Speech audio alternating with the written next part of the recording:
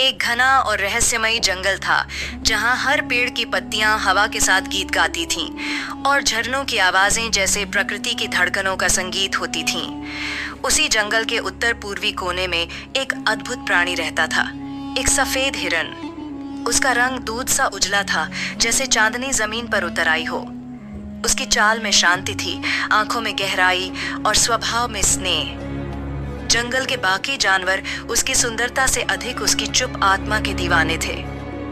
सफेद हिरन अकेले रहता था, किसी से ज्यादा घुलता मिलता नहीं था, लेकिन वह हर उस जगह जाता जहां जरूरत होती, कभी किसी घायल चिड़िया के पास तो कभी किसी टूटे पेड़ की छांव में। उसे किसी नाम की जरूरत नहीं थी, जंगल उसे प्रकाश का साथी कहता था। एक दिन जंगल में एक अनोखा शोर हुआ। आसमान से एक धातु जैसा कुछ गिरा और जब सब जानवर डरकर भाग गए तो सफेद हिरन धीरे धीरे वहां पहुंचा। वहां गिरी हुई वस्तु के पास एक अजीब सा बंदर बैठा था। उसके सिर पर एक पारदर्शी टोपी थी, पीठ पर चमकता थैला और उसकी आंखों में चमक थी, जैसे वो किसी और दुनिया से आया हो। यह बंदर जंगल का हिस्सा नहीं था, लेकिन उसके चेहरे पर कोई खतरा नहीं था, बस जिज्ञासा और उत्साह। सफेद हिरन और वह बंदर चुपचाप एक दूसरे को देखते रहे, न कोई डर न कोई सवाल। कुछ देर बाद बंदर ने मुस्कुराकर अपने बैग से एक छोटी सी चमकती गोली निकाली और हिरन के सामने रख दी। हिरन ने उसे सूंघा और एकदम से चारों तरफ की हवा बदल गई। अब उन्हें एक दूसरे की बातें समझ में आने लगी थीं, बिना शब्दों के।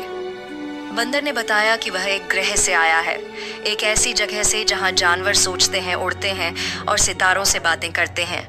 उसने सफेद हिरन से कहा कि वह यहाँ अकेला महसूस कर रहा है और वह चाहता है कि हिरन उसके साथ एक यात्रा पर चले, उसके ग्रह तक। सफेद हिरन ने कुछ सोचा नहीं, उसकी आत्मा ने हाँ कहा और वे दोनों चल पड़े। बंदर के यान में बैठकर वे आकाश की ओर बढ़े। जंगल के सभी पेड़, नदियां और पक्षी आकाश की ओर देखने लगे, जैसे जंगल की आत्मा विदा कर रही हो अपने दो सपूतों को। ग्रह तक की यात्रा लंबी थी, लेकिन चमत्कारी। वे तारों के बीच से गुजरे, उल्काओं को पास से देखा और अंत में पहुंचे एक छोटे सुंदर ग्रह पर, जहां हवा में संगीत था और जमीन पर रोशनी। वह ग्रह हर दृष्टि से शांतिपूर्ण था, लेकिन वहां जीवन नहीं था, बस संभावनाएं थीं। बंदर ने कहा, यह ग्रह तुम्हारे जैसा ही शांत है। मैं चाहता हूं कि हम दोनों मिलकर इसे जीवन दें, पेड़ लगाएं, नदियां बहाएं और उसे एक जीता जागता संसार बनाएं। सफेद हिरन मुस्कुराया। उन्होंने मिलकर जमीन को सींचा, बीज बोए और रातों में चांद की किरणों से जल गिराया। धीरे धीरे ग्रह पर हरियाली उगने लगी, फूल खिलने लगे और आसमान में इंद्रधनुष बनने लगे। परंतु एक दिन जब बंदर एक ऊंची पहाड़ी से उतर रहा था तो उसका पांव फिसला। वह नीचे गिरा और उसकी धड़कनें बंद हो गईं।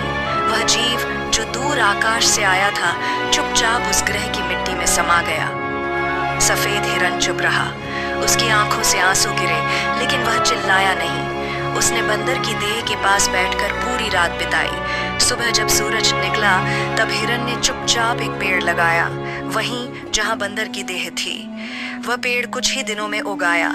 उसकी शाखाओं पर नीले फूल थे और उन फूलों से एक सुगंध उठती थी जो सीधे हिरन के दिल तक जाती थी। सफेद हिरन अब अकेला था। उसने उस ग्रह को अलविदा कहा और वापस जंगल में लौट आया। जब वह फिर से जंगल की जमीन पर उतरा तो सब जानवर उसकी ओर देखने लगे। उसमें अब कुछ अलग था। उसकी चाल में अनुभव था, उसकी आंखों में एक स्मृति और उसकी आत्मा में एक उद्देश्य। अब वह सिर्फ सुंदर नहीं था, वह गहरा हो गया था। जंगल में लौटने के बाद सफेद हिरन ने एक नया जीवन शुरू किया। उसने सूखते झरनों को फिर से बहाया, गिरे हुए पेड़ों के पास नए बीज बोए, घायल जानवरों की देखभाल की और जहां उदासी थी वहां संगीत भर दिया। उसने चुपचाप जंगल में परिवर्तन शुरू किया। किसी से कुछ मांगे बिना, किसी को कुछ कहे बिना वह बस काम करता रहा। वह जानता था बदलाव शब्दों से नहीं, कर्मों से आता है। एक दिन जंगल के सबसे पुराने पेड़ ने कहा, तू अब केवल सफेद हिरन नहीं, तू स्मृति है, तू सेवा है, तू प्रेरणा है।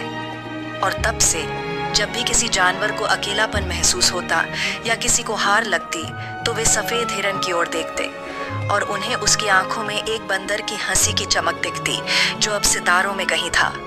क्योंकि कुछ रिश्ते, कुछ क्षण और कुछ दुहक हमें इस तरह बदलते हैं कि हम खुद को भूल कर दुनिया के लिए जीने लगते हैं। सफेद हिरन अब जंगल की आत्मा बन चुका था। उसकी चुप्पी ही उसका सबसे बड़ा उपदेश थी।